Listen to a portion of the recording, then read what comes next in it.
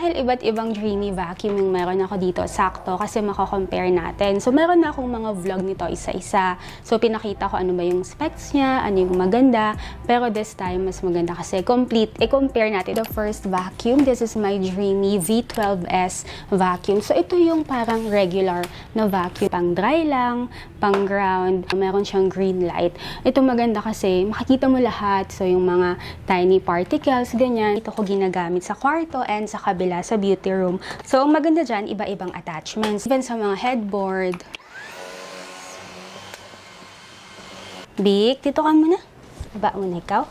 So, baka yung iba isipin na unhygienic kasi isang vacuum ginagamit mo, tapos iba-ibang part ng bahay. Actually, yun nga yung purpose. Doon ka mas makuha mo yung value ng product kapag madami yung pwedeng paggamitan. Dito, pwede mo siyang gamitin sa mga pillow. For harder to reach areas, ito naman yung ginagamit ko. Ito kasi talaga, pointed yung dulo niya. So, mas maaabot mo talaga yan, yung mga sulok. Sulok ng bahay sa mga bintana, din sa mga curtains. Tapos, dahil nga pang whole house siya, pwede din sa mga sofa, upuan. Kung may car kayo, dahil nga cordless, so hindi mo kailangan ng saksakan, pwede mo siyang dalhin. So, ito yung attachment for the floor. Maganda dito, guys, meron siyang green light. So, makikita mo talaga yung kahit maliliit na particles, so sobrang ganda.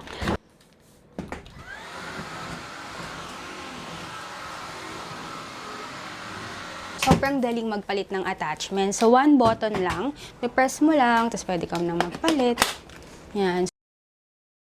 Perfect talaga kung gusto mo yung for the whole home na, yung magagamit mo talaga and value for your money. Yun nga lang, syempre ang disadvantage, hindi siya pwede sa wet and dry. Pwede mo siyang i-pair sa mop, ganyan. Tapos, syempre, mas less expensive siya. Tapos, mas simple lang talaga. Ito namang Dreamy H13 Flex Reach Wet and Dry Vacuum. Tapos, meron din siyang automatic na cleaning. So, perfect to kung tulad ko may pets ka. Tapos, yung isa kong pet, si Loki, medyo umiihi kung saan-saan. So, ito hindi ka na maglalampaso, ganyan. So, ito, talagang ma-maintain mo yung linis ng bahay. Maganda pa dito, meron siyang charging port na nag-automatic cleaning. Tsaka pag naluluto kayo, 'di ba? Tumatalsik yung mga sauce, mga tubig, tapos kung may kids, may pets, makalat talaga sa kitchen. So, ang maganda dito, guys,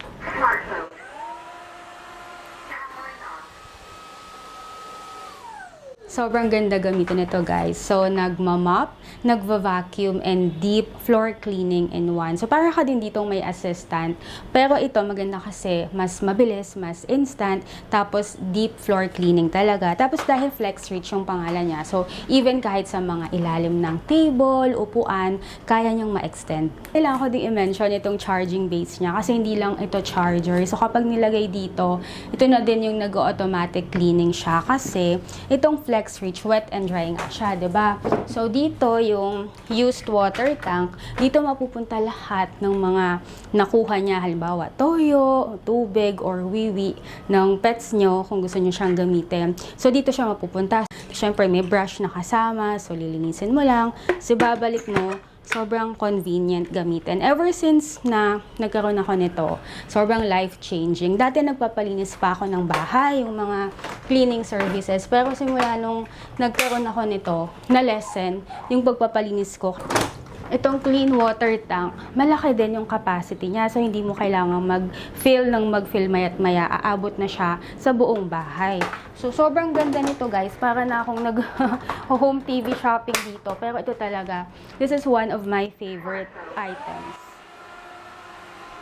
Bukod sa madali siyang gamitin, time saving din. Kasi before, di ba, magwawalis ka, tapos magmamop ka pa, tapos papatuyuin mo pa yung lapag mo. Ito, andun na siya lahat. So, everyday, pwede kang mag-deep floor cleaning. So, ito, I think perfect kung medyo big family kayo, madalas kayo mag-bonding sa kitchen. Kung may business ka na cooking, maganda siya. Or kung meron kang kids and pets sa bahay. As you know, dalawa yung dog ko. Dalawa. Yung isa, sa CR siya na train. Yung isa naman, medyo, minsan may mga little accident na kung saan-saan ito, maganda din siya. Perfect sa mga places na medyo mas ginagamit natin, like yun nga, kusina, kasi deeper yung floor cleaning niya. Gustong-gusto kong gamitin para sa kitchen, ganyan, and sa whole floor area. So you can check the description box for this for more details, and I will show you another vacuum.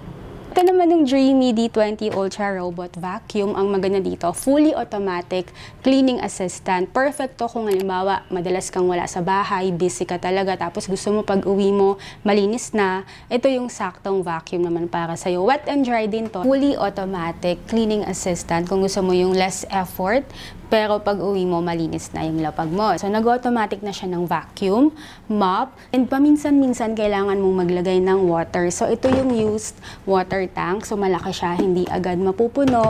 Ito namang clean water tank, malaki din to. So, ayan, madami pa yung laman. Ito naman yung filter and yung mismong robot. Para ka na ditong merong cleaning assistant kasi automatic nagwa-vacuum, nagmamop, nag-empty ng dustbin, nagwa-wash dry ng mop pads, merong dalawa sa ilalim, and automatic na din yung refill ng water. So perfect para sa mga busy, na katulad mo yung may anak ka, tapos talagang wala ka ng time, tapos yung mga wala sa bahay, gusto mo pag-uwi, perfect. And para sa malaking space, kasi gumagalaw-galaw. Pwedeng i-control gamit yung phone, and ito yung ginagamit ko dito sa sala kasi number 1, aesthetic talaga siya. So kapag may bisita ka, makikita agad. Ang gagawin mo na lang dito, i-control mo na lang siya sa phone, ganyan. Tapos pag uwi mo, malinis na yung bahay nyo. Go to device and start cleaning.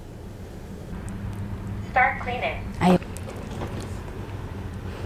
Maganda dito, hindi masyadong malakas. So nakikita nyo si Fluffy, natutulog dyan.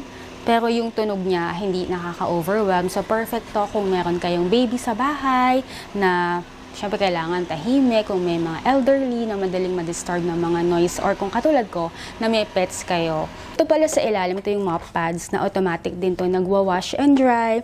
Tapos meron siyang ganito para kapag may mga tiny particles like mga paper, tissue, mapupunta dito sa vacuum niya. Pag itong robot vacuum yung pinili mo, para ka nang may personal cleaning assistant, tapos minimal effort lang, and aesthetic pa siya. So you can check out description box para sa lahat ng mga vacuum na na-mention ko sa vlog na to, and more details about Dreamy products. So start na natin ulit yung cleaning.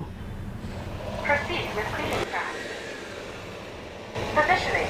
Please wait. So tingnan nyo, kahit nandito ako sa harap, hindi niya ako nabubunggo kasi meron siyang obstacle detector. Tapos sobrang minimal ng tunog. Hindi siya maingay, so hindi ka madidisturb dito. Kahit wala ka sa bahay, ang disadvantage lang dito, syempre may mga places na hindi masyadong naaabot, like yung mga sulok na sulok, yung mga hard to reach places. So yun, medyo mamanu-manuhin mo. Pero other than that, ang ganda, and of course, aesthetic yung itsura niya. Walang mga to guys, mga sponsored. So, regalo sa akin ng Dreamy. So, binigay sa akin for free para gawin tong video. So, hopefully, pagkatapos mong panoodin tong vlog, makapili ka kung alin ba sa mga vacuum ng Dreamy yung perfect para sa lifestyle mo, tsaka sa kailangan mo. So, hindi naman sa kino-compete. Actually, nagko-complement nga sila kasi kapag finish off mo na ganito, makikita mo, ito pala yung mas okay for me. Dahil ilang taon na din akong living alone, alam mo, na-realize ko, importante yung nag-i-invest sa mga bagay na nakakapagpagaan ng buhay. So, for me, itong mga vacuum yon. So, hopefully, by watching this vlog until the end, na kita mo kung ano ba yung perfect na Dreamy vacuum para sa lifestyle mo. So you can check out description box guys for the links for the wet and dry, robot vacuum, and cordless vacuum. And of course, follow Dreamy Philippines on YouTube, Instagram, and TikTok for more information kapag may mga sale, may mga promo, and may mga bago silang products. So thank you for watching our vlog today. I will see you next time. Bye!